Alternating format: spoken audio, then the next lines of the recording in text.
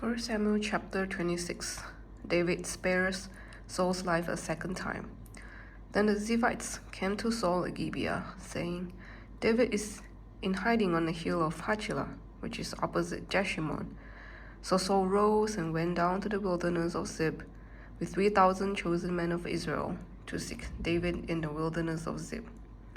Saul encamped on the hillside of Hachilah, which is opposite Jeshimon, beside the road. But David remained in the wilderness. When he learned that Saul came after him into the wilderness, David sent out spies and learned that Saul had indeed arrived. Then David set out and came to the place where Saul had encamped. And David saw the place where Saul lay, with Abner son of Ner, the commander of his army.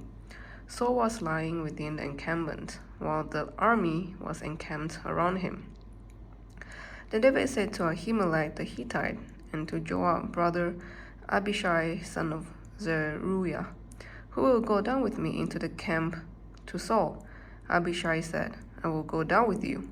So David and Abishai went to the army by night. There Saul lay sleeping within the encampment, with his spear struck in the ground at his head, and Abner and the army lay around him. Abishai said to David, God has given your army into your hand today.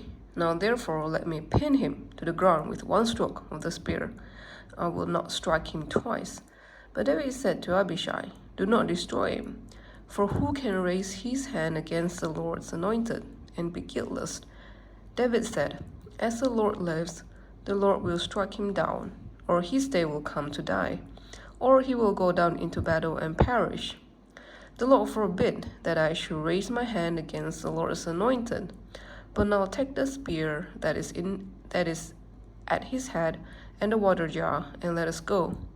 So David took the spear that was at Saul's head and the water jar, and they went away.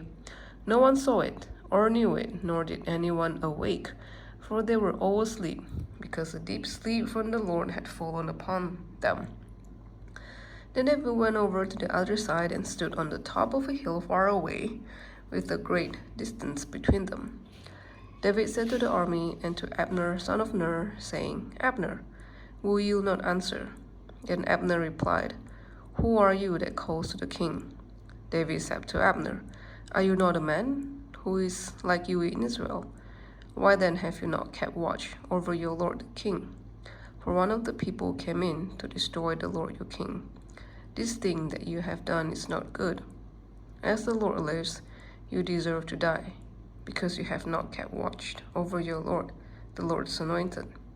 See now, where is the king's spear, or the water jar that was at his head?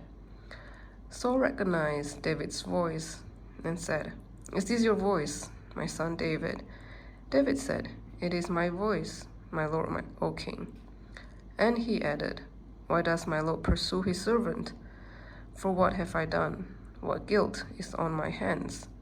Now therefore let my lord the king hear the words of his servant. If it is the Lord who has stirred you up against me, may he accept an offering. But if it is mortals, may they be cursed before the Lord. For they have driven me out today from my share in the heritage of the Lord, saying, go, serve other gods. Now therefore, do not let my blood fall to the ground, away from the presence of the Lord. For the king of Israel has come out to seek a single flea, like one who hunts a partridge in the mountains. Then Saul said, I have done wrong. Come back, my son David, for I will not harm you again, because my life was precious in your sight today.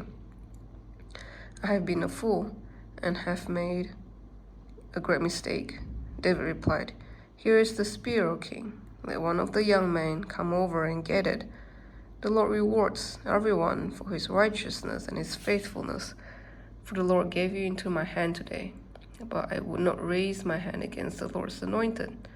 As your life was precious today in my sight, so may my life be precious in the sight of the Lord, and may he rescue me from all tribulation.